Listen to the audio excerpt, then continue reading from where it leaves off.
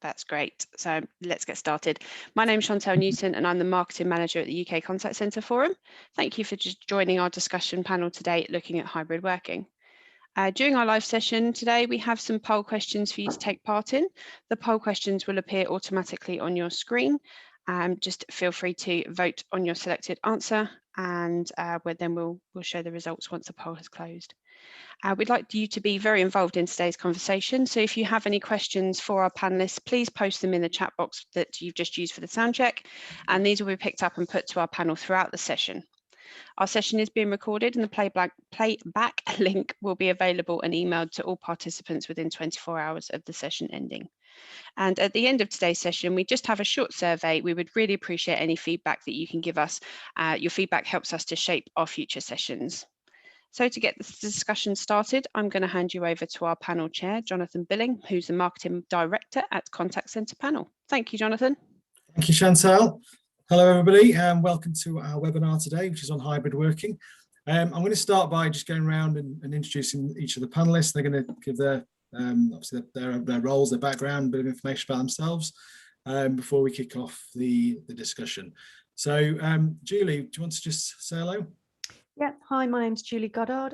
I've been in the business continuity industry for around 15 years, and I'm a business continuity consultant and resilience consultant.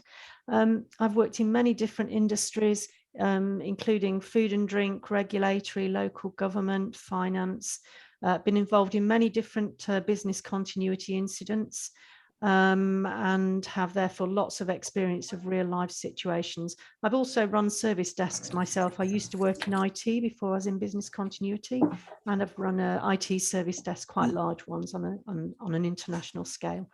That's me. Brilliant. Lexi?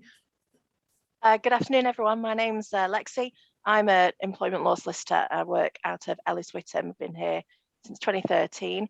Qualified as a solicitor back in 2009. Now I work leading our partnerships team within Ellis Whittam. So we're supporting a number of partners, and my team are available to support us about 35,000 employers across the UK over a range of employment law and HR issues. Great. Eileen? Hi, good afternoon, everybody. I have spent 20 years of my career in the corporate sector working in sustainability and corporate responsibility, but 4 years ago I left the corporate sector and I set up my own business in mental health and employee wellbeing. It's good to be here today. Great. And John? Hi, good afternoon, everybody. John Greenwood. I head up the tech panel and the payment specialist within CCP. Background in outsourced contact centres, even though it's the last century. We were setting up web chat centres even 20 years ago. So background in outsourcing, build, operate, transfer, but over the last 8 years, been specialising in payments and was asked by the card brands and the PCI Council to rewrite how the PCI DSS applies to contact centre in the supply chain. Thank you, John. And last but not least, Thomas, you've... Oh, you're on mute. Hi, I'm Tom Doran, so I'm work at Bupa. I'm head of remote working. So my background, I'm quite heavily involved in remote and hybrid working. Started doing it within Bupa about 5 years ago, and I've worked very closely with Sonte, who are an outsourced home-based partner that we have. So quite a lot of experience working with sort of hybrid and full-on working environments. Great, thank you, Tom. Okay, so I'm going to be asking the panel a number of questions, and we're going to debate the subject of hybrid working. But just to give a bit of context, there's some interesting stats I've unearthed from Contact Babel, which say around 4% of the UK's working population work in contact centres, which is, and there's 6,035 contact centres in the UK with 812,000 agent positions. And 2/3 of the UK contact centres expect to have more than half of their agents working remotely in 2021. So some interesting stats there, really sort of, I suppose, shows you the scale of the industry, and obviously what's happened over the last 12 months and how things have been changing, hence why we're having this debate. Also, there's a really interesting quote from Michael Argyle, who wrote a piece for Queen Margaret College, and he points out that it's 4.3 times more effective how we say things rather than what we say, which really means that managing remote customer interaction effectively towards positive outcomes and experiences is all about the environment. So my first question is going to be thrown at John. It's around how do we ensure contact centre agents communicate effectively within differing working environments? I think thanks, John. I think the answer to that's very straightforward. We've got to support them, and we've got to. I think, hopefully, what people get out of our session today is what are the priorities about supporting our teams, our frontline staff, so they can be as influencing and as effective as they would want to be in a centralized situation where they've got access to greater levels of support, greater levels of comfort. So I think the answer is look after our frontline staff, and that'll help them perform to the best they can. Yeah, great. So Tom, what's your thoughts? Yeah, I think it's all about supporting the people. And I think communicating effectively is changed. So actually speaking to a customer is not changed at all. The location hasn't made necessarily much different from that. But for our managers supporting our people, that's massively where previously they could look at maybe body language, or they could pick up changes in possible behaviour because you can physically see that in someone, or just facial expressions. Now it's purely on tone of voice. So there's certainly probably more to be done around tone of voice and possibly spotting sometimes things that you might not be aware of, checking up on people maybe if they're quiet and things like that. And I think just looking at the tools that are available, so some of the technology available, like Microsoft Teams and other ways that our teams can communicate, because you can't ask your friend that's next to you if you've got a question, or even if you just wanted to chat about what was on TV last night. It's important that we create them social interactions, and there's technology that allows us to do that as well. So I think it's really, really important that we support our people who are isolated working together. And from a hybrid perspective, it's looking at the activities we're asking people to do if they are coming to the office. So it might be that you want to do something together as teams. It might be that you hold a team meeting, you're all in the office on the day that you hold that team meeting, or you're collaborating on projects. It might be more than that, rather than just letting people come in as and when they please all the time. And you might have a team that still never sees each other, so you don't get that benefit. Yeah, that's really good advice. Yeah. So obviously there's been a massive change in environment. So as far as well-being is concerned, how much of a priority is well-being for staff within a hybrid working environment? Eileen, do you want to give us your sort of perspective on that? Yeah, sure. So I think really the question is, well, why wouldn't well-being be a priority no matter what your working environment, whether that is from a duty of care perspective or because actually it just makes good business sense. If you're looking after employees' well-being, then you're really looking after your business. They are the business. And even more so because we know from evidence that organisations with a high level of well-being actually outperform the stock market by 2 to 3% per annum over a 25-year period. So why wouldn't you want to make it a priority to get that? We also know that from the last financial crisis, those organisations that had high levels of well-being actually came back from the recession a lot quicker. So again, why wouldn't you make it a priority? And if those two things aren't enough, then actually those who do make well-being a priority and achieve those high levels of well-being, they have employees that are 3.5 times more creative and innovative.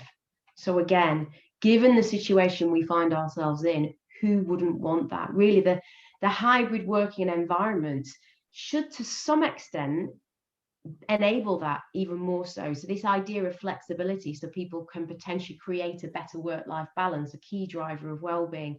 But of course, as we know, that flexible and that hybrid working environment does need to be managed really well, because there are potential negative consequences as well. Mm-hmm. Absolutely. And Tom, you've got probably a good perspective, obviously working for Bupa. What are your thoughts? Yeah, I echo what Eileen said in terms of it has to be sort of the number one priority, really, looking after your people. It's certainly for us as a business, and we put front and foremost of what we do. I think the new challenge we've got in terms of why we might say how much of a priority is change. So we've changed from being probably predominantly in the office to now being all at home to now getting back into the office. So there's different things we need to think about now a little bit about. People will be anxious about returning to offices and returning to normal. the element of flexibility, absolutely, that can deliver massive benefits in terms of well-being, but we need to think to make sure that works. So one of the key, I think, problems we've seen across contact centres, everyone working from home, is everyone being ill, being available to work from home for 24/7. And whilst for some of our maybe frontline staff who maybe take calls, they can log off because it's a shift pattern, you clock in and clock out. They can be tempted to stay when it's busy.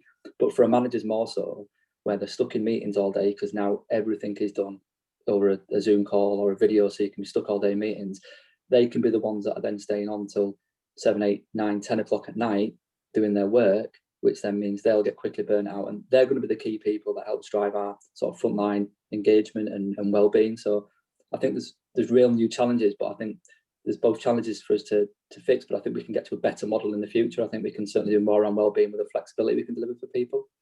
Yeah, that's really interesting. And what kind of measures can be put in place to protect staff's well-being? Eileen, do you want to? Yeah, sure. I'd love to dive in there.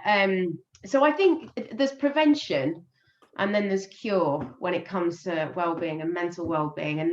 And as employers, we don't have control, of course, over all aspects of our employees' mental well-being. And just as we don't have control over all aspects of their physical well-being either, why would we?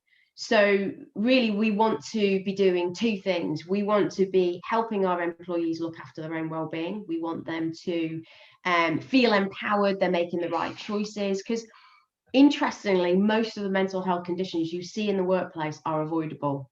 They're the kind of mental health conditions, not all of them, but many of them come as a result of stress, life events, triggers because of the macro environment. So if employees make the right choices, then actually they can protect their own well-being. But I think one of the key factors, and Tom has already brought this up as well, is that we need to create the right environment for our employees to thrive. And the managers are the single biggest factor when it comes to well-being, driver of well-being when it comes to well-being in the workplace. So really, if we can improve that relationship between the line manager and the employee, we are making significant inroads into improving the well-being, engagement, motivation. So training line managers is key, but we're always going to have employees who actually, unfortunately, are going to be triggered. They are perhaps more susceptible to mental ill health and more vulnerable. So we need to be there to catch those who are vulnerable. And one particular good measure is having a very strong and effective network of mental health first aiders or champions. But don't forget, they need supporting too. And it's one of the things that I've identified with my clients. So I'm developing a tool that actually supports those who are in that critical role. All well and good having a network, but your duty of care is not only to who they are supporting, but actually to them themselves as well. Who cares for the carer? So that's one of the things that I'm focusing on at the moment. Yeah. And Tom, would you echo that? Yeah, absolutely. I think I'm privileged probably with the company I work for, how much we do. But things like mental health first aid is making actually well-being and mental health part of your one-to-one discussions with your team to check in. So it's not just about performance, but it's about them as people and how they're feeling, and also offering them, what can you do as a business to make them maybe more active or make them more aware of the things that they can do. Because like I said, there's a lot of things around prevention. So we've done lots, from anything from sort of video yoga sessions to sort of dietary tips to anything like that we can really engage, but really bringing it to the forefront of conversations with the people so aware from it. The other thing as well, which we're keen to look at, is just around making sure your staff are taking breaks and making sure they're using their annual leave. So lockdown, I think, caused a lot of people to delay taking annual leave because it couldn't go on holiday. So we've had to work with people to make sure you still need that break and you're still taking that break. So some of them sort of more absolute measures we can see and put in place, we make sure we're working with people to make sure they're taking leave and getting plenty of rest as well. Yeah, that's really good. Really good to hear. I'm just looking at the poll results. It's quite interesting. There's a split, a third as far as the impact of the pandemic on well-being within their organisation. And then 93% have put measures in place to protect well-being of staff. Does anyone want to comment on those? Eileen, you good? Well, I was going to say, fantastic. That's so many are saying that they're putting measures in place. I would hope that people are therefore measuring what impact that's had. Quite often businesses forget to actually ask what the employees need. When it comes to well-being, it's so subjective what people want to protect and promote their own well-being. But fantastic to see so many people are proactively putting interventions into place. That's brilliant. Yeah, it's good to see. So just as far as spotting the warning signs of a distressed worker, what should you be looking for? I'm going to throw this to you, Lexi. Yeah. So Tom sort of alluded earlier to the fact that it's a little bit more difficult to spot the warning signs when people are working remotely or not coming together collectively as often, because you're not seeing them on a daily basis. But what I certainly see is they tend to still fall into sort of two main categories that you can look out for. So you tend to have sort of your work impact issues. So what we see are things such as uncharacteristic errors that start appearing, or decrease in performance, memory lapses, so not doing something that they should normally be doing, or forgetful of instructions that have been given. So you see that work impact, and that still can be monitored quite effectively from afar, so long as the managers are doing that. And on the other side, we see more behavioural changes, again, which you can see. So quite a common one is obviously suddenly then absenteeism. So people get signed off. That's a very obvious one. But the more subtle issues will be things such as maybe reduced social contact. So maybe they're quite social people in the workplace, and suddenly they're not actually engaging in WhatsApp chats or Teams chats, or they're not engaging in these wellbeing activities that you're putting on. We see people that might become quite aggressive in their behaviours, so they become much more critical of their colleagues, or they might have temper outbursts with where they wouldn't have done previously, and undue sensitivity. So crying, you might see a little bit harder to see if they're working remotely, but just that sort of how they're behaving into maybe team meetings or chatting to colleagues. So they'd be the sort of the key things as a work and behavioural that you can look out for. Yeah, that's really good. Eileen?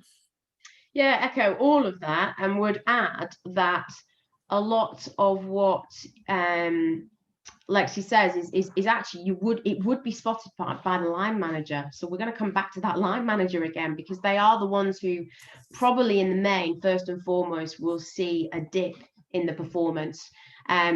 Sadly, without proper training or without an awareness, actually managers can misconstrue what that means.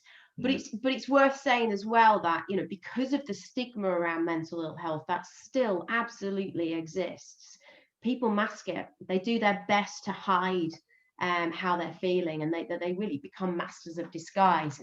Now, of course, that takes energy. To hide anything and pretend you are something that you're not is exhausting. Maintaining that pretense is exhausting. And let's face it, we want that energy spent on either their recovery or on their job. So there's something here about creating a more open culture, which will then enable people to really just be themselves and admit when they're not feeling okay. Because if you just think about it, I do this in my training all the time. If someone were physically incapacitated, you would immediately see it. A massive headache, a limp, a sore arm.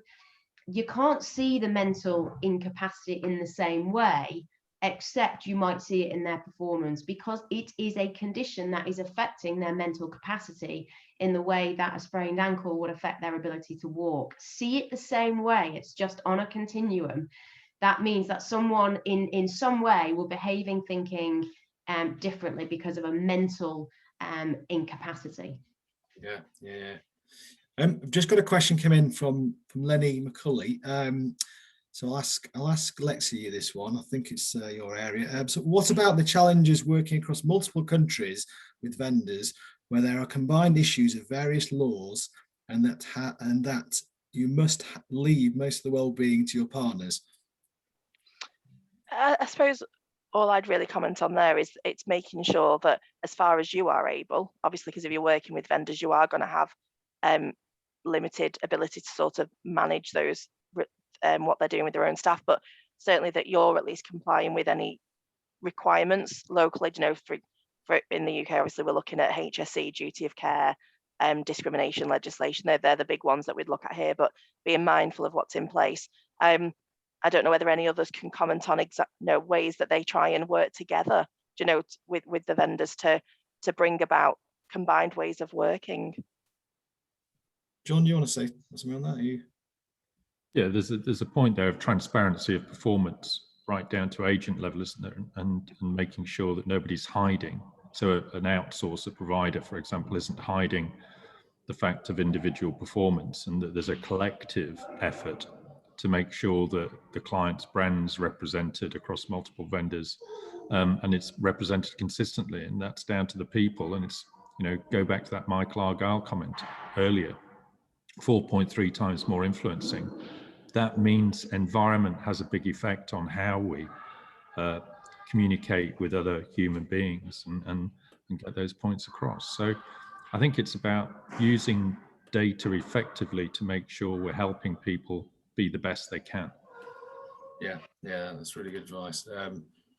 So I've just actually released the results from the next poll, which indicates that people are taking mental health and well-being very seriously, saying they believe it will negatively impact their businesses in the next, well, 44% think it will be significant and 52% moderately. So again, that's interesting to hear, isn't it? It's obviously on the radar. Okay, so now I've got a question around so how do you avoid isolation and create collaborative working? John, do you want to answer this one? Sorry, JB, just repeat the question. I've got some background noise here with the kids. How do you avoid isolation and create collaborative working? It's got to be down to tech and the point earlier about the line manager. It's all right having the tech, it's another thing using it, and it's educating your managers on how to use data effectively, and turning that data into actionable insight. So I think there's a responsibility with the tech providers to translate functionality into insight and to educate the users, i.e. the managers, on how to spot people who aren't coming up, aren't being themselves, or are under some sort of stress, so that then the effective measures can be put in. But it's not just about the tech, it's using it and making sure we're turning those reports into actionable insight, actionable data. Yeah. Eileen, what do you think? Yeah, I think technology can support more collaboration and reduce isolation, and we've seen that in the lockdown. I've heard people talk about how it's kind of democratized this sense that everybody became remote. So those who used to work remote felt left out. That's not happened anymore. I've even had clients tell me that they've been surprised that it's been the quiet ones who have turned up for the virtual get-togethers, perhaps because it's a safer space to be. If actually you're socially normally quite a quiet one. What tech does, whilst can be quite annoying in a meeting, what it also does, you can't have two voices at the same time. So you can't get the loudspeakers talking over the quieter ones. So the quieter ones have had an opportunity to speak in a way where they haven't perhaps before. But I just want to mention there's a real sort of demographic around those who have been affected the most. And we cannot get away from the fact that the isolation and the loneliness that the pandemic has brought, despite how much tech has enabled us to connect. We know that 18 to 24-year-olds, so reflect what that means in your workflows, have been acutely affected by loneliness, and that has continued. So, that is a significant factor. For me, it's about ensuring you keep connecting using technology. Keep those regular check-ins happening. Don't make them all work related. Have some which are social or well-being focused. And then if we're talking hybrid working, when they do come into the office, it's ensuring they come in when other people are there. So it's the coordination and the organization, so they're getting that connection fix when they do come together. Really important. Yeah, that's really good. And as far as, we've heard from Tom about how Bupa sort of motivate remote workers. Have you had any sort of experience of the businesses and how they've done that? Yeah, I think for me, motivation predominantly relies on, oh, there we go, the line manager again. But also it really relies on engagement, and engagement is all about communication and management style. So I think if your managers can be more human in their approach, I think the pandemic, if anything, has taught us that actually we operate in a very human-centric world, and that absolutely extends into our businesses. Businesses are made up of humans. Why would we detach that human element out of our work personas? Let's bring it back in forcibly. And for some, that will mean, I mean, we talk about line managers being important and spotting the signs. They then know how to respond to spotting those signs. And for some, that's a very unusual conversation, to bring that emotional intelligence into a work environment. So helping managers understand how to bring that human side to their management style. And then what always works in terms of engagement and motivation, regardless of the pandemic, is this idea of keeping employees connected with the purpose of the organisation and making it very clear how their role fits in and contributes to that purpose. So we also know that higher engagement and motivation comes from employees who really believe and experience that their company cares about them. So, you know, interventions that demonstrate that care, no matter how small that might be, is important to looking after and motivating our employees. Yeah. So it's Phil Duggan actually mentioned. He says we use Workplace by Facebook as our internal comms platform. It's been a game changer.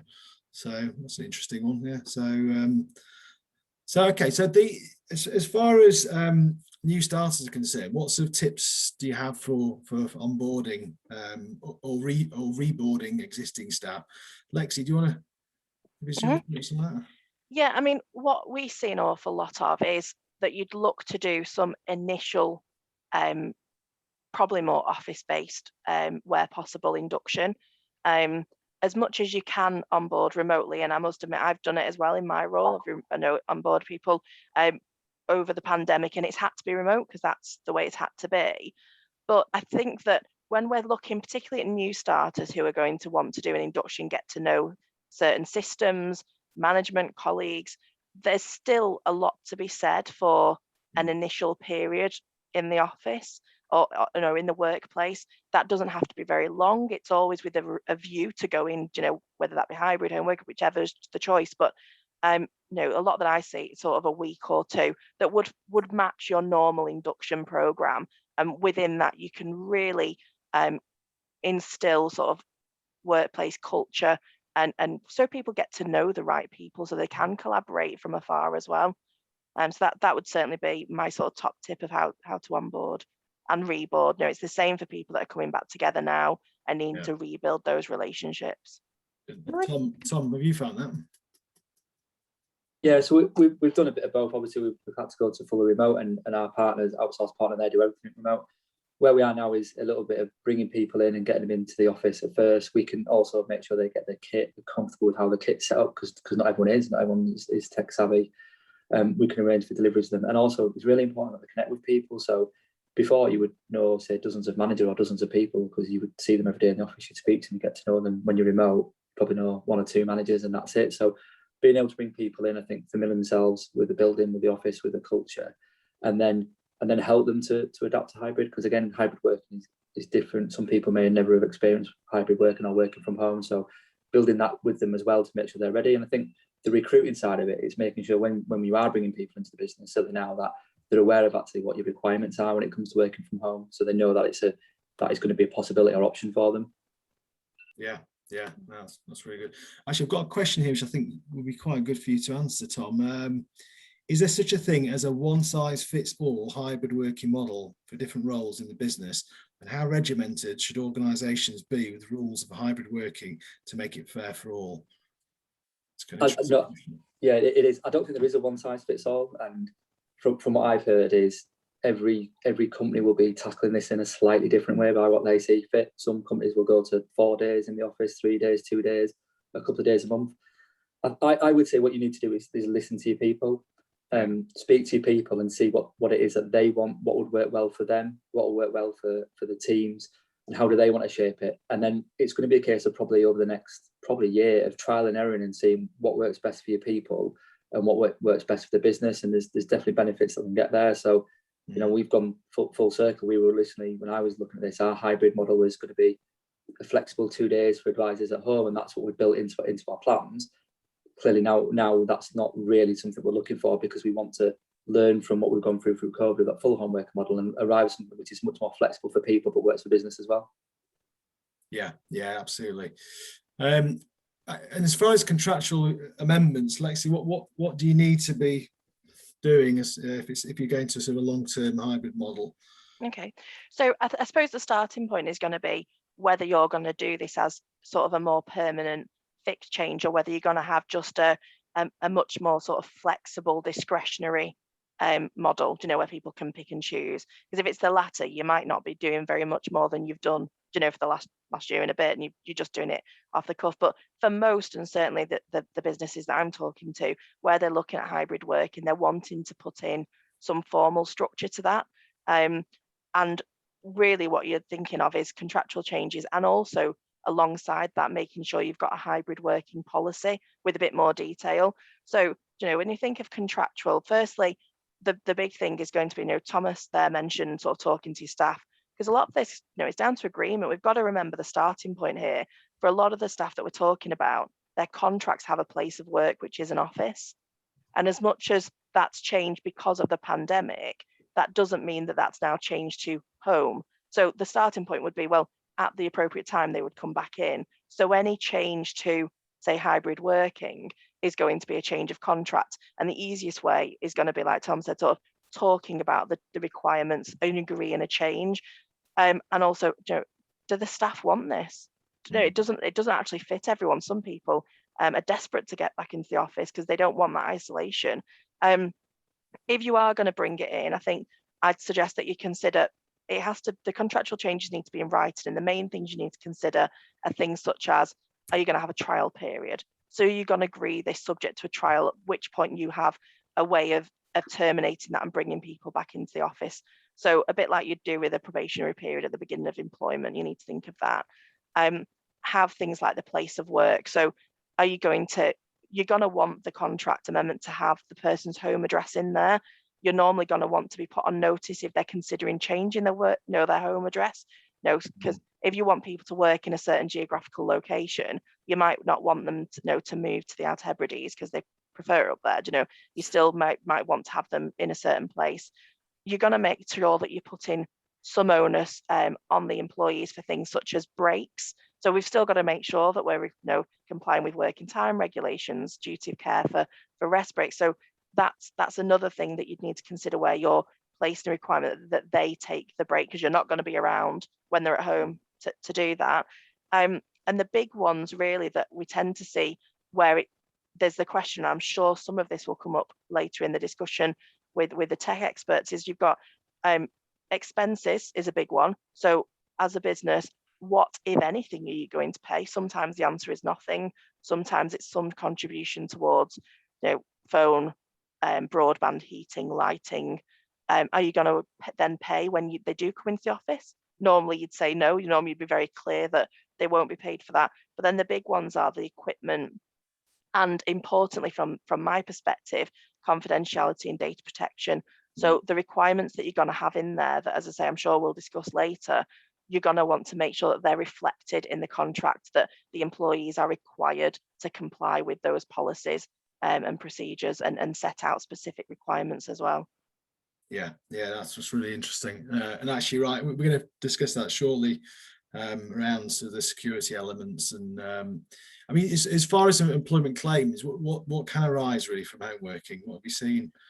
So I think from an employment law perspective, I think the starting point is, they're the same sorts of claims, but what we see is that they're triggered in a different way. So the big one really that I'd advise people watch out for is from a discrimination angle. And that can be discrimination in terms of how you are implementing your hybrid working model.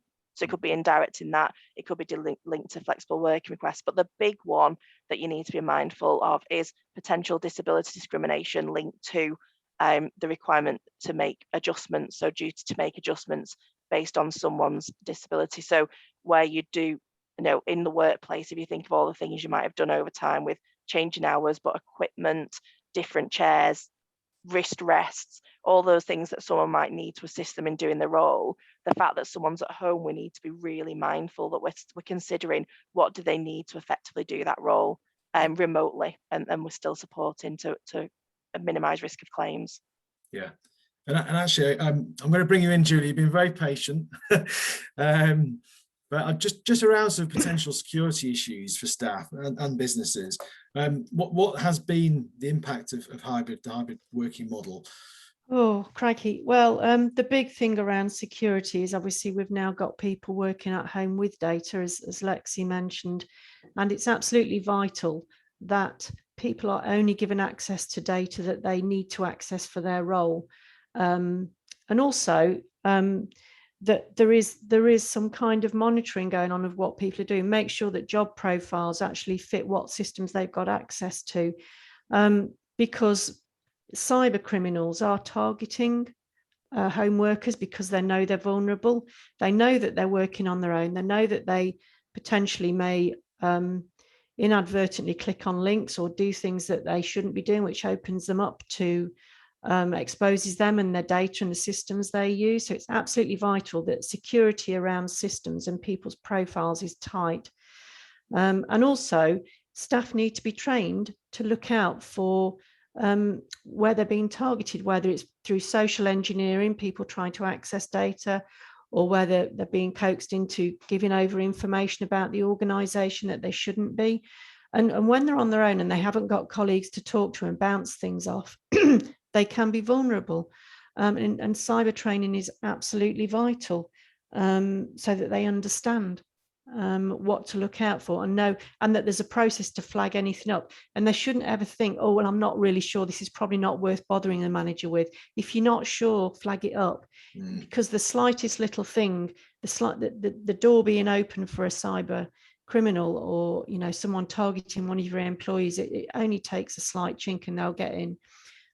So it's absolutely vital that the security is wrapped around the systems, the profiles, the access that they have, and so on. Obviously, it goes without saying they should be, even though they're working at home, they should be locking their laptops when they're not there, locking away documents. Don't mention work on social media. Don't get into discussion with anyone on social media about your work activities. I know of someone in an organisation that was targeted from outside by an external organisation. They actually ended up being conned into working collaboratively, and the company lost a lot of money as a result. I mean, talking about millions of pounds. I mean, it's really quite serious. So that's one of the main things. And the other thing is organisations. Obviously, we don't want to be too micromanaging our staff, but you do have to capture and monitor what's going on. And with FCA, the Financial Conduct Authority, and other regulated authorities, they are now starting to make sure all transactions and all calls are recorded to make sure that everything's captured and evidence, and also getting audit on board to make sure things are checked from time to time. And that's not that we don't trust employees. Let's be clear, we mustn't generate a feeling that we don't trust them, because we do. But anybody could be vulnerable in this situation. Having said that, we do have to be aware of the insider threat. Now, I don't want to go too big on this because I don't want anyone to think that we don't trust employees. I should think 99.9% of employees are trustworthy, but you do get people that aren't. And in this environment where there isn't anyone watching them and where they think they might be able to get away with things, it does open up the possibility that somebody could actually be intentionally carrying out illegal activity or activity which would compromise your organisation. And again, I know of someone where that's happened, where they were working with someone in IT collaboratively to cream money off the company into a separate bank account. And it was very unfortunate. The person was someone that people thought they knew, thought they trusted. Sadly, was not to be the case. Yeah. So I just want to say that I don't want anyone to think that we think, we don't want to go back and start feeling like we're pointing the fingers at staff. There has to be clear evidence, obviously, and clear suspicion and clear, monitoring of these things. So yeah, that's my view of it. Yeah, and actually, I've had a question related to data and payments, actually, and John, you'd be ideal to answer this one. It's from Salah Aboud, who's asked, one of the most work from home challenges has been maintaining PCI and GDPR environment alignment. Yet for projects that process credit card transactions and personal data, it is a challenge to overcome. How do you seem to overcome those challenges, especially that some recommendations talk about installing cameras at employees' homes, offices, and that comes with cultural challenges and privacy concerns from employees? Perfect for you, John.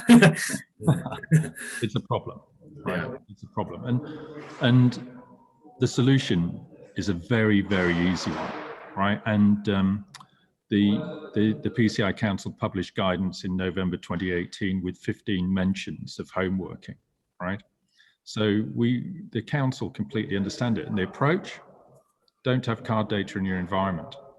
We don't want to treat our employees like criminals. We know none of us like that, right? So we've got to, again, go back to the Michael Argyle thing. And there's lots of technology around. We've got some fantastic engineering in the UK. We lead the world as technology engineers in this space to prevent spoken card data entering the environment. And organizations have got 4 choices, right, when it comes down to payments and the PCI DSS, right? Number 1 is don't take payments over the phone, right? That's the first choice. That doesn't sound very clever, does it? No. So not for customers. The second choice is take payments, but apply all of the PCI DSS to all of your environment all of the time, right? For an outsourcer, that's 12 requirements, 353 controls, right? 24/7, right? For an in-house operation, a merchant, it's less, right? 340 something. So that's a big ask. It's a hell of an overhead, right? Option 3, limit the scope, sector, just demarcation, branching off the network, cutting off the network is a very well used option. Yeah. People think that stopping recording makes you compliant. No, complete misunderstanding, right? All it does, pause, resume, it just takes the call recorder and the call recording storage out of scope. You've got spoken card data over your switch, your network, brings the whole network and connected systems into scope of PCI DSS. Useless technology today, right? You're paying for something that de-risks you for sure, that does very little for your compliance footprint, right? Option 4, deploy some technology.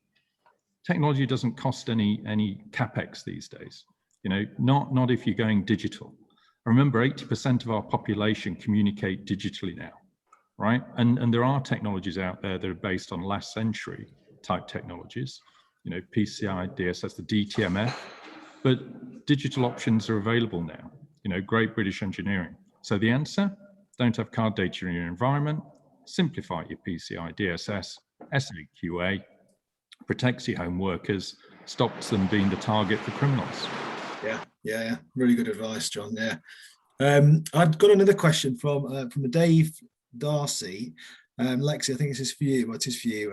What responsibility does the employer have to provide desk, chairs, etc.? But my previous employer, a US company, was determined not to fund this as not a requirement in US law. Okay. So to shock you, the requirements are the same in the UK, so there actually isn't an obligation to have to provide the equipment. However, that almost doesn't mean very much, because we then have to look at other duties of care. So, for example, health and safety duties of care. To I mentioned earlier the risk, disability discrimination with requirements to make reasonable adjustments. So all of these other factors effectively result in you providing the adequate equipment for someone to carry out their role.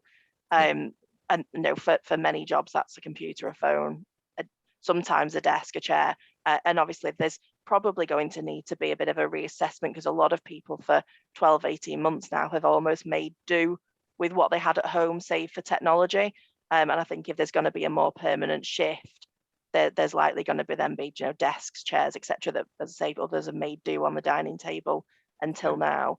But yeah, I think it's that, the starting point is exactly the same as you've had with the US company, but in reality, it's very, very unusual in this country, and obviously for a number of reasons that I'm sure both Julie and John could comment on. From a tech perspective, you're going to want them on your computer. I'm sure you're going to want them to use your systems, whether you have to provide it or not. You're not going to want them to use their laptop to be doing this work from home. Well, actually, that's a good caveat into that area of the technology. I mean, what needs to be considered as far as technology is concerned within a hybrid working environment? John, do you want to give us your perspective? Sure. I think it's all about securing the endpoint, and for organisations that say to their employees, "Hey, look, we've had to close the office." I don't hear many of them saying, "Look, we'd be really grateful if we could use your broadband and you could use your own machine, because we've got to carry on serving our customers and taking money," right? Yeah. I think we've lost track of the fact that we're leaning on our employees and asking them to do their employer a favor by making sure that their home environment is available for their work. I'm really surprised how accommodating the great British workforce has been in supporting their employers in providing an alternative working environment, right? You forget it, spin it on its head. The employees could turn around and say, "Sorry, mate, the wife's got the home. I could do it from the garden. I just need an umbrella. Give us an internet connection. I need some kit, because otherwise I won't be able to access your network." We forget that. And a lot of organizations have turned to outsourcing, and outsourcing's been a great supporter of helping organizations, not just in a crisis, but helping reduce cost in managing customers. But remember, from a payments point of view, if you're going to outsource and ask that company to take payments, you are threatening your own compliance if you haven't done proper checks that they are themselves certified as being PCI DSS compliant.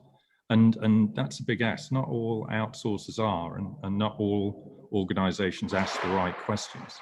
So I think as far as tech's concerned, you've just got to look at the data flows, monitor them.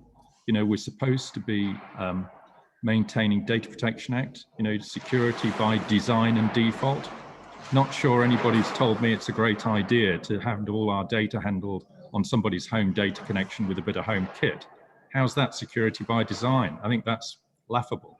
And it's certainly not a defendable position if you have your collar felt by the ICO. So I think that puts boards under threat. And it also almost asks a question of, are these people competent making these sort of decisions?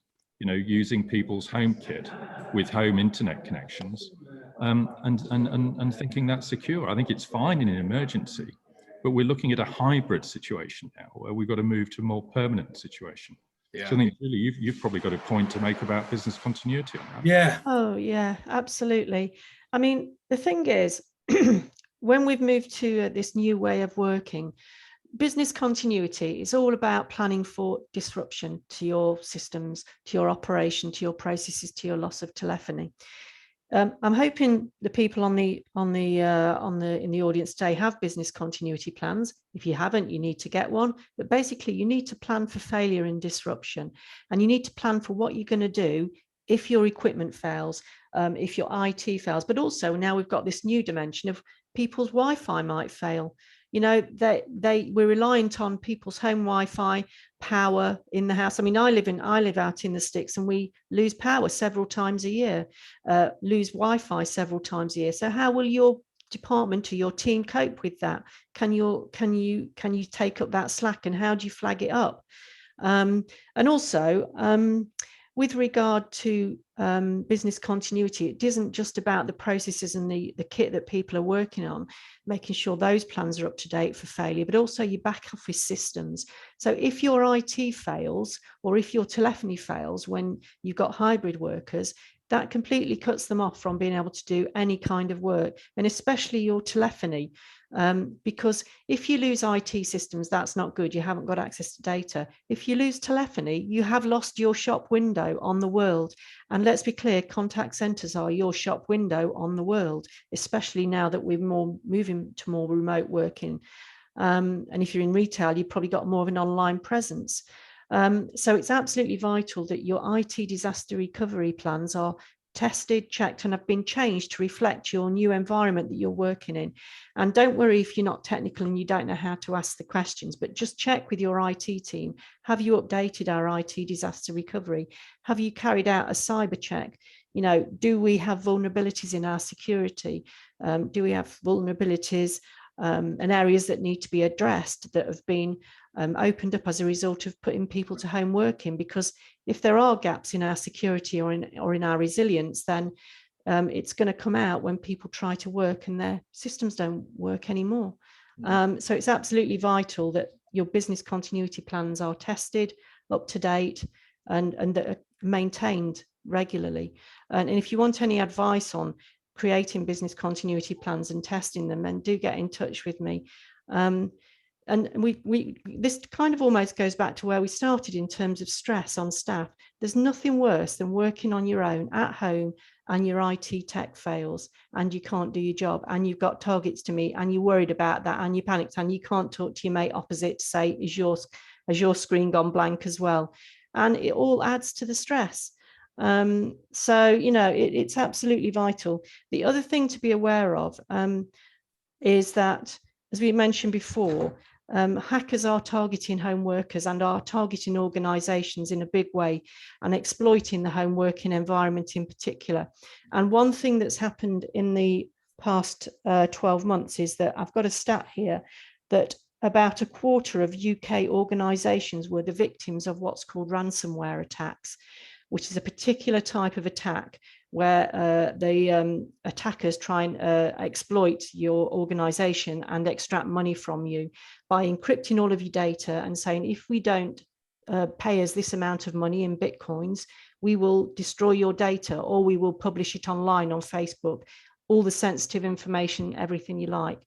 And ransomware is the biggest, fastest rising cyber attack at the moment, which all organisations should be aware of, especially as a quarter of them have been targeted in the UK. And there's much bigger attacks that have happened in America. One thing I have given to Jonathan that you might want to pass on, Jonathan, I'm just getting this now, is this here. I don't know if you can see this or not. Can't see it, yeah. Can you see it? It's called the Ransomware Recovery Guide. It's published by Data Barracks, which is the organisation I work for part-time, as well as having my own business. That document will explain to you what ransomware is, what it looks like, and then it goes into more technical detail about how to deal with it, which is probably something more for your IT teams. But if Jonathan could make that available. Yes, I'll make sure that's distributed to everyone who's attending. Yeah.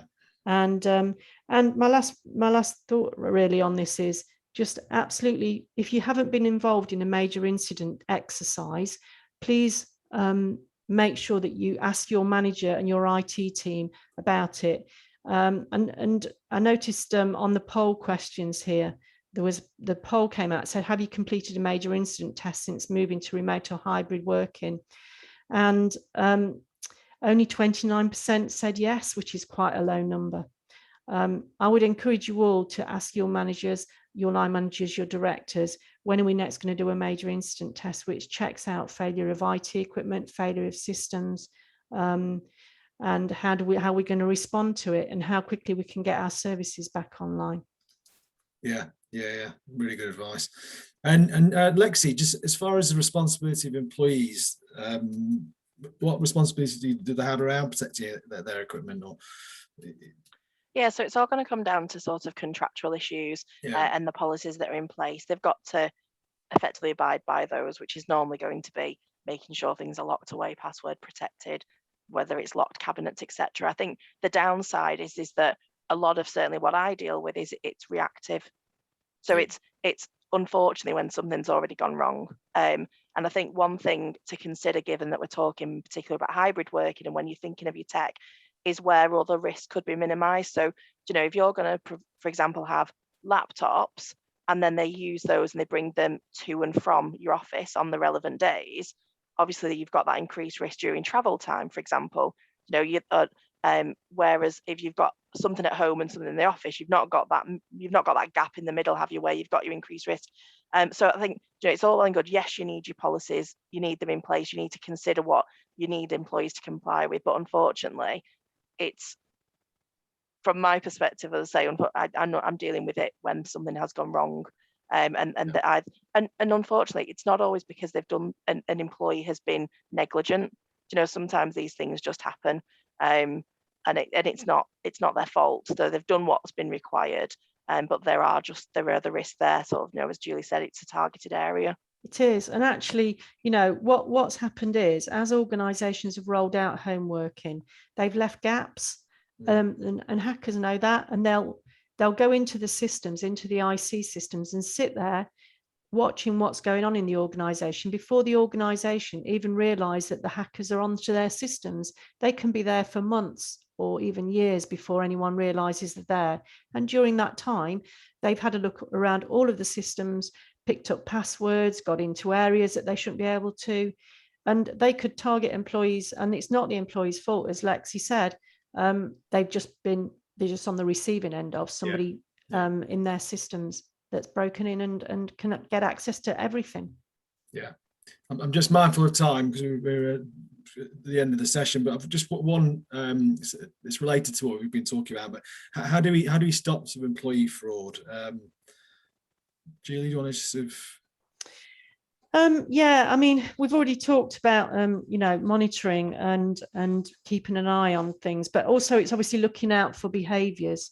People, as I say, we talked about earlier, it's very important that people only have access to what they need to access and nothing more, but also look out for behaviours such as people working strange hours, people, I mean, the case I heard of where someone was creaming money off, they actually offered to work in their holiday to sign in and run the payroll. Well, that's a bit odd. Why are they having to do that? You know, so look out for the behaviours that someone is up to, you know, is up to fraudulent activity. But, you know, there's nothing wrong with, you know, having your audit team check randomly across your systems to make sure there's no strange transactions. And also there is software out there. There is tech, we're back to tech again. There is tech out there that will monitor for unusual patterns and will pick out where there's things going on that don't fit the normal way of things. And it's really important that that's used. And employees shouldn't be afraid of that. It's not like Big Brother. I mean, they should just accept that we do have to keep an eye on our activity throughout the organisation. No one's pointing the finger at anyone specifically, or then, you know, there's no suspicion being thrown on them, but we have to, for everybody's benefit, monitor what's going on across the network using technology, because that will pick up the bad guys outside of the organisation as well as someone internally that might have been falling onto bad times and been groomed, shall we say, or social engineering applied, to get them to inadvertently sometimes pass out information. I mean, you know, one of the big problems is people getting spoof mails where it looks like it's come from the CEO asking for some information, account numbers, information, and the employee quite innocently sends them that information, not realizing it's a spoof email address. So it's really important that, you know, monitoring and target and tracking goes on. And Tom, have you, sorry, Julia. Sorry, I was just going to link to that because it's really relevant. We've talked about the policies, and obviously Julie just highlighted the things to look out for, but I think training from certainly what I deal with, it's a huge thing, you know, training the staff and all of the colleagues of what to look out for. Because if they're not trained in these systems and risks, and they don't understand the risk management side of it, they don't understand why they need to do things a certain way or what the outcomes may be if they don't do things a certain way, then you're not going to get the buy-in as well. So I just wanted to flag there that all of these things are great, but you then need to train the staff on all those different elements. Yeah, Tom, have you found that at Bupa? Yeah, so there's been a lot of change and certainly bringing people up to speed, I think, in terms of the risks that are out there that we don't necessarily see. Like make sure you look after equipment, put your equipment away. I think the other thing as well is a leavers process. When you've got an employee leaving the business, making sure that you're removing their access to your systems, basically at the point that they're essentially left. So we're used to someone would leave the office, they won't be able to get back into the office. That was a point of protection. While they've got your systems at home, and while they've got access, they can access whenever they want. So making sure that as soon as someone leaves the business, their access to the systems removed as well is really, really important and done in a timely manner. Yeah, Yeah, absolutely. Yeah. Okay, well, we've hit the hour mark. It's been really interesting. I found it really insightful. I hope the audience have. We've had a few questions that I've not managed to answer, but we'll endeavour to get back to you on them. I think we probably have covered quite a few of the questions in the conversation already. The session has been recorded, so we will be sending links to the video recording after the session. So if you want to watch it again or pass it on to a colleague, please do. There's also a survey which Chantal mentioned at the beginning, just a feedback survey to rate how we got on today. So we really appreciate your feedback on the session. And yeah, and thank you very much for attending, and thanks to the panelists, and everyone have a good day. Bye. Thank you, everybody. Bye-bye. Bye. Bye, everyone.